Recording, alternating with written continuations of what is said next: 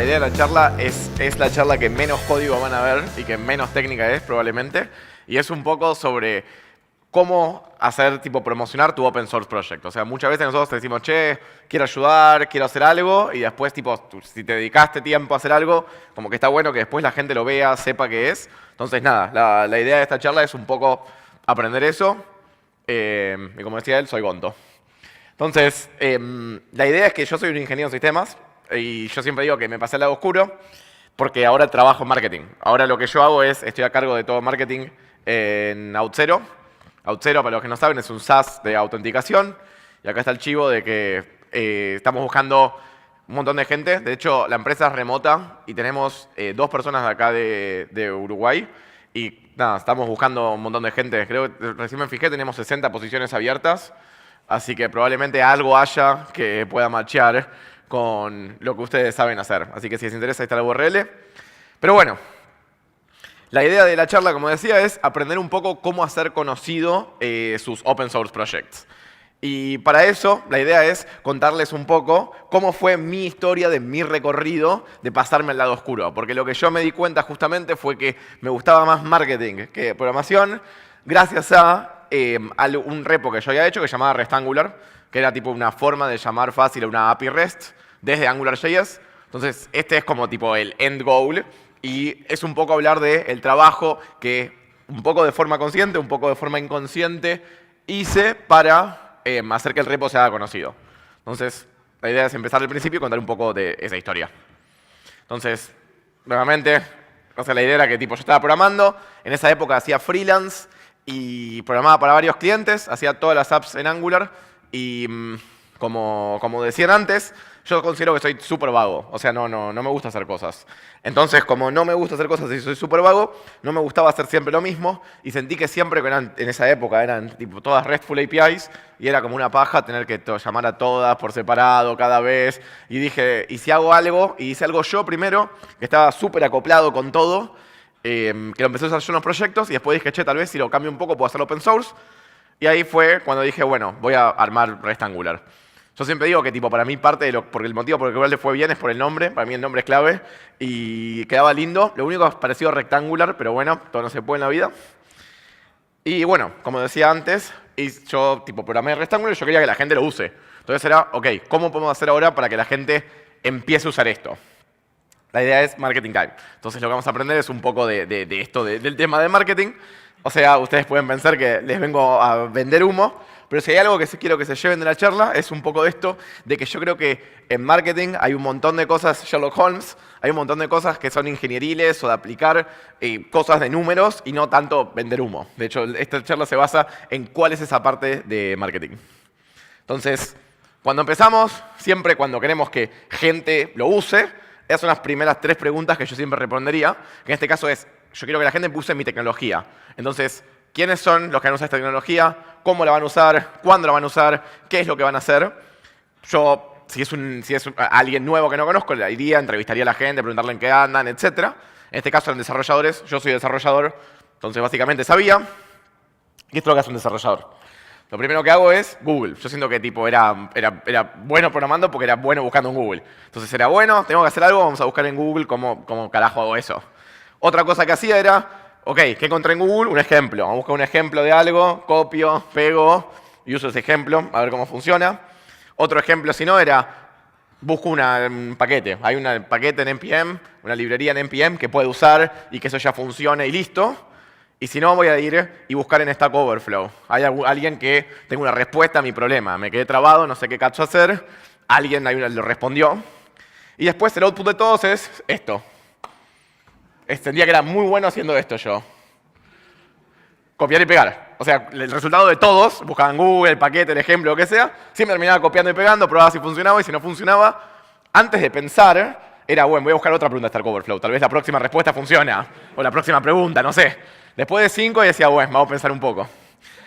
Entonces, lo que yo digo siempre es, lo que yo tenía que hacer para que la gente use REST Angular era meterme en estos hábitos, que es el hábito del programador, que era el hábito de la gente que yo quería que use esta librería. Entonces, ¿cómo podemos hacer eso? Y de vuelta, usando el método ingenieril, la idea es, hagamos experimentos y probemos tipo cómo se puede hacer para que la gente empiece a usar esto. Entonces, ¿qué es un experimento? Y la idea de un experimento, por esto para mí tipo súper ingenieril, es tenemos un problema grande, lo descomponemos en pequeñas partes o pequeñas piezas que sean más fáciles de solucionar. Buscamos data o información que en base a esas piezas nos permita llegar a hacer una hipótesis de algo que puedo llegar a probar. Esa hipótesis lo que me va a decir es con qué métrica o qué es lo que voy a medir para ver si lo que estoy probando funciona o no, cuál es el goal, o sea, a qué quiero llegar, a qué valor, en qué time frame, 3 semanas, 4 semanas, un mes, y decir, bueno, listo, corremos el experimento, lo pruebo, dejamos ese mes, me fijo si la métrica después de correrlo llega a ese número de goal que yo quería, si llega es un éxito, si no, no es un éxito, y ahí itero. Entonces, en base a la data de si funcionó o no funcionó, vamos a hacer otro experimento. Entonces, la idea de todo lo que vamos a ir viendo de cómo hacer tu repo popular es muchos experimentos, porque de vuelta, lo que puede haber funcionado para mí, puede que no funcione para otros. Entonces, la idea es poder medirlo y probarlo, cosa de si funciona, hacer tipo el double down en eso, y si no funciona, bueno, vamos a otra cosa. Entonces, para este caso, esto deberíamos hacerlo por experimento, pero para no mostrar esta slide en todos los experimentos, lo que yo puse es cuáles son los KPIs, cuáles son las métricas o los Key Performance Indicators. Y en este caso me interesaba las page views en GitHub de Rectangular o las page views en el contenido que escribía, que ahora vamos a ver qué hacía eso. Me interesaba cuáles eran las stars y los forks que tenía ese repo en GitHub. Me interesaba cuántos downloads tenía en NPM. Timeline acá puse 4 semanas porque muchas de las cosas que vamos a probar lleva tiempo, pero la realidad es que el tiempo va a cambiar también en el experimento. Puse un número fijo para que sea más fácil de entender. Y después los goals de vuelta van a cambiar. Lo que yo ahí en general hago es mido lo que se llama el base rate en estadística. Que el base rate, la idea es cómo crece normalmente algo. Por ejemplo, cómo crecen las stars de Rectangular tipo semana a semana, sin hacer nada. Crecían 2. Entonces, ese es mi base rate, que es el porcentaje que iba incrementando. Entonces, lo que me fijaba si incrementaba más en base a eso. Y para ver si incrementaba más, lo que puedes usar es lo que se llama un desvío estándar. Porque con el desvío estándar lo que te va a decir es si algo cambió. Si sigue creciendo como si crece siempre, no va a haber, el desvío estándar va a ser muy bajo. Entonces, en base a eso dijimos, bueno, empecemos a probar experimentos. Entonces, mi primera idea fue, empecemos a escribir algo de Rectangular para mi blog. Empecemos a escribir contenido. Entonces, acá en mi blog había anunciado, tipo, sí, salió Rectangular, todo muy lindo, acá lo puedes usar, acá tenés un ejemplo de código, etcétera. Y publiqué varios artículos y después, como decía, dejé un tiempo a ver si esto hacía que suban las stars, que suba todo lo que yo quería que suba del repo de GitHub. Y no funcionó muy bien este experimento. Porque, ¿qué pasó? Las page views no me incrementaron mucho, o sea que no había mucha gente leyendo mi contenido, no había mucha gente leyendo mi blog post, pero sí incrementó el conversion rate a star o fork. ¿Eso qué quiere decir? Quiere decir que no mucha gente lo veía ese contenido, pero yo me daba cuenta que la poca gente que veía ese contenido después hacía star o fork. O sea, le parecía interesante el contenido que estaba escribiendo. Entonces, si te sentás a pensar un poco, lo que te das cuenta ahí es que el contenido estaba funcionando, porque convertía bien a que más gente vea el repositorio, le gusta el repositorio, etc. Pero muy poca gente la estaba viendo. Entonces, en base a este experimento fallido, podemos ver un poco qué fue lo que pasó, y en base a eso que pasó, creamos un nuevo experimento. SEO Optimizations. Acá me enteré que había algo que se llamaba SEO, que es Search Engine Optimizations, que es básicamente tratar de hacer que a Google le guste más tu contenido, o tratar de hacer de que sea más fácil de entender. Entonces vamos a mostrar un poco las cosas que se pueden hacer. Google tiene algo que se llama, por ejemplo, el Keyword Planner. Y en el Keyword Planner vos lo que puedes hacer es buscar keywords y cuáles son los volúmenes de búsqueda que tiene. Entonces, por ejemplo, algo que ahora hicimos en Auth0 para esto es, quiero ver cuánta gente busca React Authentication. Entonces pongo eso, tratando de escribiéndolo bien, get ideas, y si internet me ayuda, acá me va a aparecer, por ejemplo, React Authentication, y acá te dice cuáles son el average de búsquedas mensuales de esto. En este caso es 320. Otra que puedo probar es, por ejemplo, Angular Authentication. Y Angular Authentication, en este caso, me va a dar 480. O sea que, por ejemplo, en este momento hay más gente buscando cómo implementar autenticación en Angular que en React, en promedio. Otra tool que se puede usar para esto se llama Moz, que es un poco más linda y un poco más completa. Y hace básicamente lo mismo. Yo puedo poner una keyword y acá me va a decir, por ejemplo, lo primero que me dice es cuál es el volumen de búsqueda, que de vuelta no es tanto. Después me va a decir la dificultad de posicionarme en esta keyword. ¿Qué es la dificultad? ads. Hay ads por todos lados ahora. Y la gente puede poner más o menos ads. Entonces, mientras más ads haya, hay menos espacio para links orgánicos en Google. Con lo cual, ¿qué quiere decir? Si algo es muy popular y mucha gente pone ads, se ve solamente el primer resultado de Google orgánico, sin scrollear. Y la mayoría de gente no scrollea. En cambio, si hay pocos ads, los primeros 3 resultados de Google van a aparecer. Con lo cual, si estoy en los primeros 3 está bueno, en el otro es el 1. Entonces, esta dificultad lo que me va a decir es cuántos ads hay. En este caso, no hay tantos ads. Con lo cual, está bueno porque es algo que le puedo meter ganas. Y después está el CTR, que está buenísimo, que esto lo que dice es, la gente que busca esto, cuánta gente toca clic después en esos resultados. Entonces, en base a esto, puedes empezar a analizar, ok, qué keyword quiero usar y por qué. Entonces, en este caso, React.js tiene 94%, 101 y 200. En este caso, 50, 100, 42. Y con esto puedes empezar a elegir qué keyword o qué cosas hacer.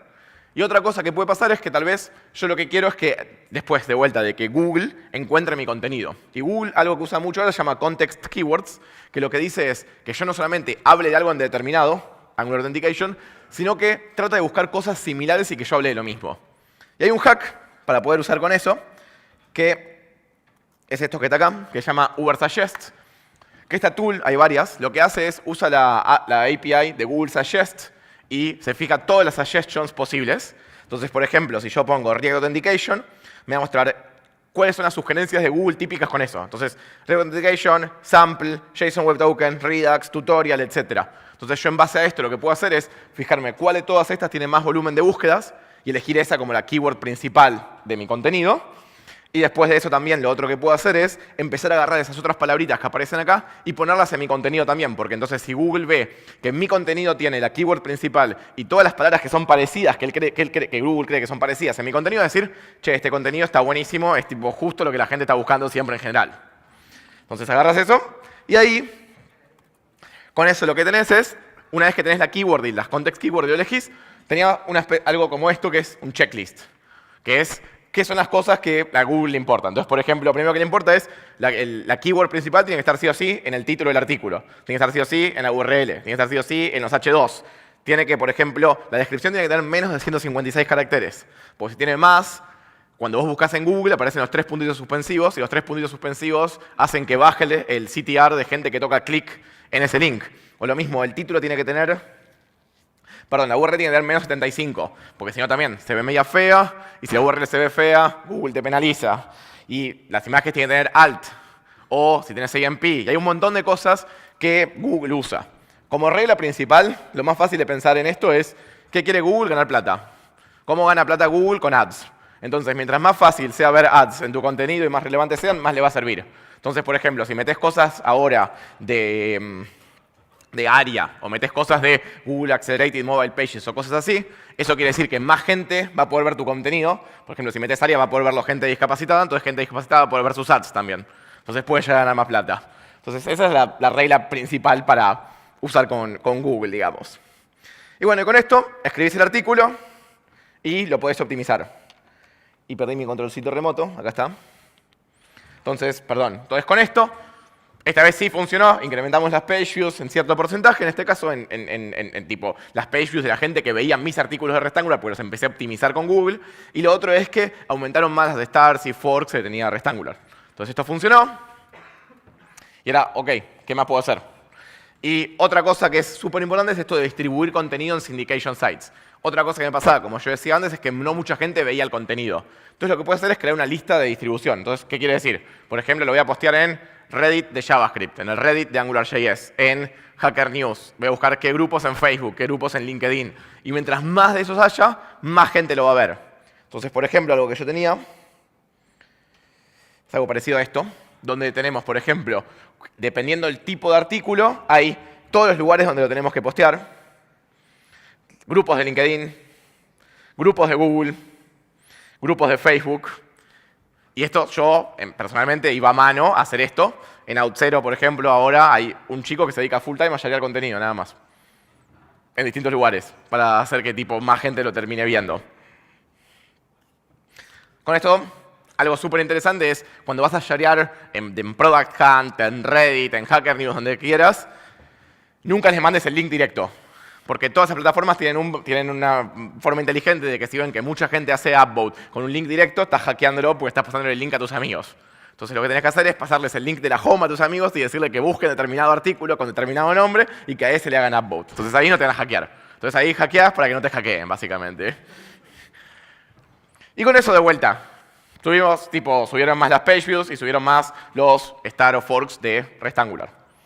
Y después, de vuelta, entonces, ¿qué otro experimento, qué otra cosa podemos seguir haciendo para ir incrementando la gente que ve el repo? De vuelta, Sherlock Holmes. Y acá entonces la idea fue, si empiezo a responder preguntas de Stack Overflow, por una de vuelta, unas cosas que hace la gente es buscar Stack Overflow. Entonces había encontrado una pregunta de un tipo que decía en AngularJS, ¿cómo hago para hacer get, post y push en una RESTful API? Y fíjense que la respuesta primera es la mía, que tenía 60 upvotes y decía, mira, la mejor forma es REST Angular. Algo importante, ponía un disclaimer. O sea, como que yo creo que si yo ponía la mejor es REST Angular sin disclaimer, otros devs se iban a enojar porque estaban engañándoles. Pero fíjense que lo primero que pongo en la primera línea es, hola, soy el creador de REST Angular, pero para mí REST Angular es lo mejor. Si se ven a la otra pregunta, que preguntaba, ¿cuáles son las ventajas de REST Angular sobre Energy Resource? Adivinen quién es la primera respuesta. Con 230 upvotes en este caso. Mía, era mucho mejor, obviamente. Entonces, cada vez que había más gente que veía más esto, tenían más upvotes, y a más upvotes, más gente lo veía. Entonces, cada vez que buscabas algo de Angular y hacer tipo llamadas REST, te aparecía o las respuestas de Stack Overflow mías o mis artículos del blog. Entonces, veías mis cosas, nada más. Pero súper con muchas opiniones, pero mías. Entonces, ahí de vuelta, subieron los page views, subieron los stars, subieron los forks. De vuelta, ¿cómo podemos mejorarlo? Sherlock Holmes. Y acá lo que se me ocurrió es, ok, ¿qué pasa si ahora empiezo a escribir tipo contenido de Angular en general? Yo programaba Angular todo el tiempo, entonces en vez de escribir solamente de REST Angular, tal vez gente no usa API REST, tal vez no existía GraphQL en esa época, tal vez usaban otra cosa. Y entonces dije, voy a escribir cosas de Angular más genéricas. Por ejemplo, cómo organizar tu aplicación, cómo hacer esto, cómo hacer lo otro. Y cuando hice eso, en ese caso, por ejemplo, me pasó algo raro, que fue, me subieron mucho las page views, o sea, mucha gente estaba leyendo mi contenido, pero poca gente después le hacía star of fork a REST Angular. ¿Por qué? Porque era contenido de calidad, les parecía útil, pero no era tan relacionado a REST Angular, entonces tal vez alguno de esos lo agarraba y lo miraba, pero no era tan así, digamos. Entonces, de vuelta, ¿qué otra cosa podemos hacer? Sherlock Holmes. Y acá otra cosa que me había dado cuenta, me había puesto a leer un poco de teoría, y la teoría dice que una persona, la gente es resistente al cambio. Entonces, para que una persona decida que tiene que cambiar, necesita entre 5 y 8 touch points. O sea, necesitan que entre 5 y 8 veces en lugares distintos alguien les diga que tiene que cambiar. Y si lo ven muchas veces, dicen, bueno, está bien, voy a ver qué onda. Entonces, ¿cómo puedo generar eso en la gente?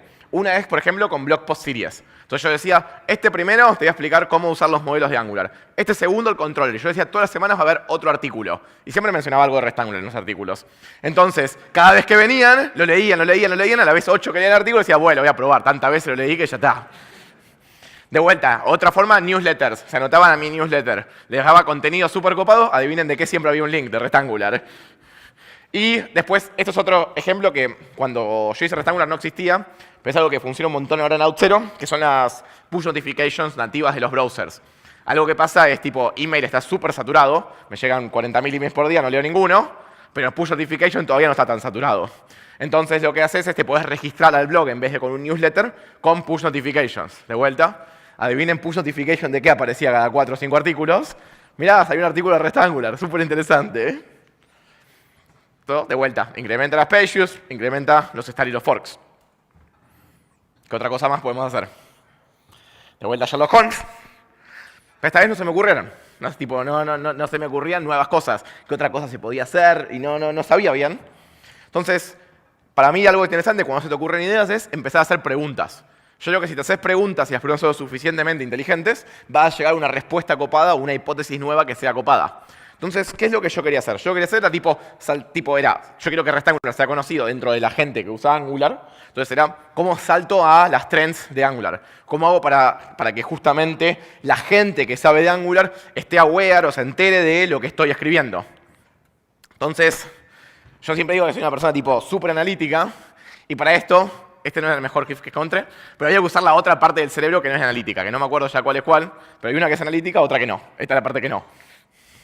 Entonces, la idea principal era algo que es súper interesante, es que todo esto de que más gente use tu repositorio, que más gente use tu proyecto open source, después de todo, gente. Es gente que la está viendo, gente que se entera, gente que lo usa. Entonces, ¿qué es lo que puedes hacer con la gente? Y algo que empecé a hacer es empezar a ir a conferencias de Angular. Empecé a mandar call for papers y fui a la NG-Conf, a la NG Europe, a esta, a la otra, y hablaba o de REST Angular o de REST APIs, o aún de temas que no eran tanto de REST Angular. Por ejemplo, había hablado de cómo meter Reactive Programming con Observables en el frontend, o cosas así. Y algo interesante de eso es que tipo, yo era honesto y genuino.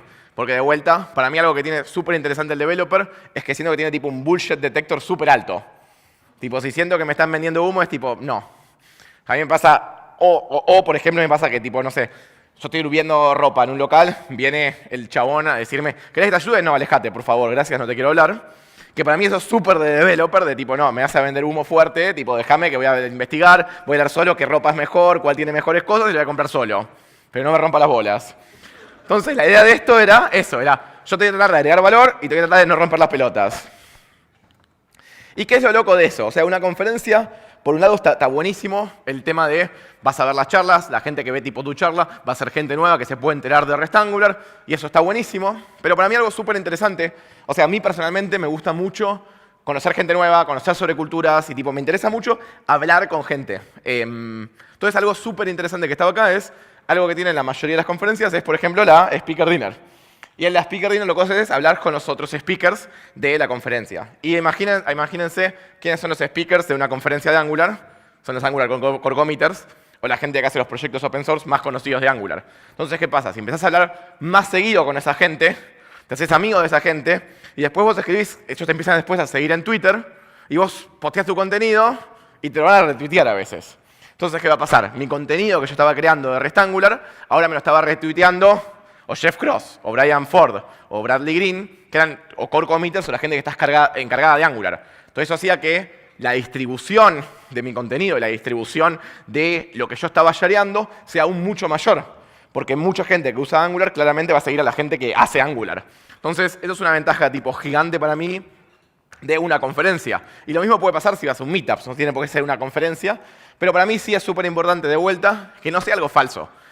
Yo estoy 100% seguro que para mí todo tiene que ver con agregar valor y ser genuino. Entonces, si vos verdaderamente tenés interés en conocer a otra gente y después escribís contenido bueno, ellos después lo van a terminar shareando o van a terminar compartiendo y te van a ayudar a que tu repo o tu proyecto sea más conocido.